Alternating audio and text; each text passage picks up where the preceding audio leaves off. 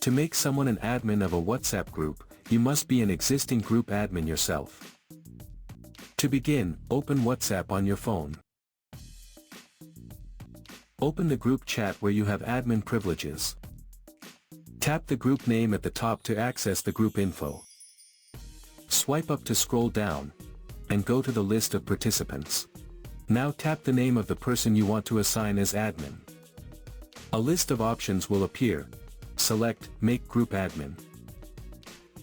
That person will instantly gain admin privileges, and you will see Group Admin appear next to their name. You can assign admin privileges to multiple members if you wish. To remove admin rights from someone, tap their name again, and select Dismiss as Admin. The person will lose their admin privileges, and the Group Admin label will be removed from their name. So that's how you can make someone admin on WhatsApp group.